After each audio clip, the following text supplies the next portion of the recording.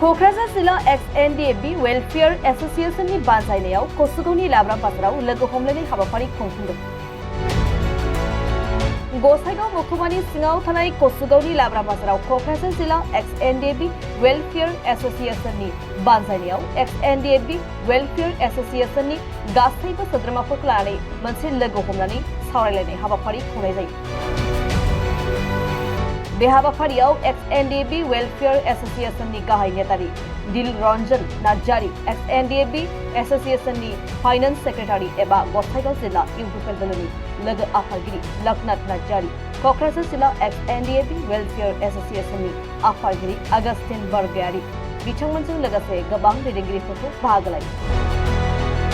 बे हाबाफारियाव बिटिआर गोरोबथानि दफाफोरखौ लानानै आरो बारग' एनडिएफबिफोरनि थांनानै थानायनि राहानि थाखाय एक्स-एनडिएफबि वेलफेयार एस'सिएशननि आफादा मा हाबा मावगासिनो दं, बे आयदाफोरखौ लानानै गोबां बाथ्रा सावरायनाय जायो।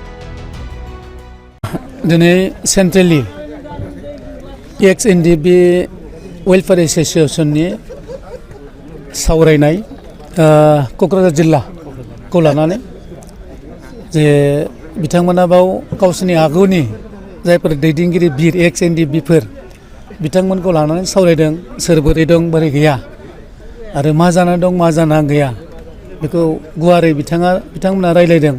खारन बै समाव बिथांमोना दैदेनगिरि जानानै बिथांमोनखौनो खामानि मावहोदोंमोन आरो बिथांमोना दिनै पिस एकर्ड जानाय लोगो लोगो गावबागाव न'आव दंफैयो। बेनिखायनो बिथांमोनखौ खबर लाफैदों। सेन्ट्रेलि दानस्रां बिथांमोना जोबोद मोजां हाबाफारि जादों।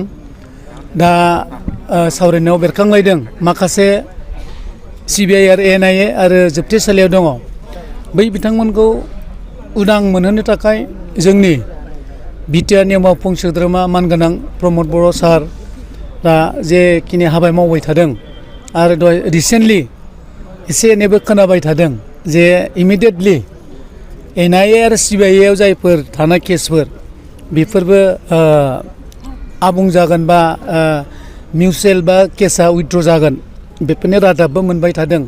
दा ओंखायनो आं आसा खालामो जे जेसेबांखिनि हायो थाब बै जोबथेसालियाव जायफोर थानाय बिथांमोना जाहाथे उदाङाव फैनो हायो आरो जोंनि सरकारा बेखौनो मावबाय थादों। जेसेबां एक्स-एनडिएफबिफोर दङ बै बिथांमोनखौ लानानै सावरायबाय थानाय जादों। माखासे एसे खामानि मावहोनो हायो नामा, बिथांमोना रायजो जानायाव जाहाथे एसे थुलुंगा मोनहोनो हायो नामा बिथांमोनखौ, बेफोरखौ नोजोर होबाय थादों। दा बेनिखायनो आङो बिथांमोननि जे सेक्रिफाइस बेखौ जों मावनो हाया आरो बिथांमोननि साथिनि सेक्रिफाइस खालामनायखौ जों बयबो माने साबायखर जासिदों बा बिथांमोनखौ जों बरायना लादों। दा बिथांमोननि जुनैनो पिस एकर्डबो जादों आरो बेयाव जोंनाव सान्थि फैदों। दा ओंखायनो बाव जोंनाव सान्थि फैदों, जेराव सान्थि गैयाबा जौगानाय गैया। दा ओंखायनो आं बयखौबो बिथांमोनखौ खावलायगोन जे जों बयबो मोजाङै थानांगौ आरो मोजाङै मावना जानांगौ आरो जोंनि जेसेबां आगुनि दैदेनगिरिफोर बै बिथांमोनाबो एक्स-सिडिसिया बैफोरखौ जाहाथे मोनजोबो। फ्राय 4,000नि बारा माखासे मोनबाय आरो माखासे अफिसियेलि आइडेन्टिफाइ जाबाय थादों आरो बिथांमोनाबो मोनगोन। साख्रिनि थिसनथायाव नोंथांमोना माबायदि?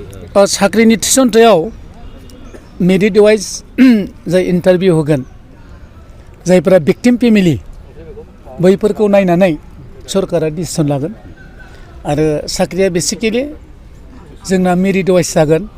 बाव आथना फैसा घुस होनांनायनि खोथा गैया। मेरिट फार्स्ट मेरिट, आथना फैसा नाङा बे मोनगोन साख्रिखौ। दा बेनो।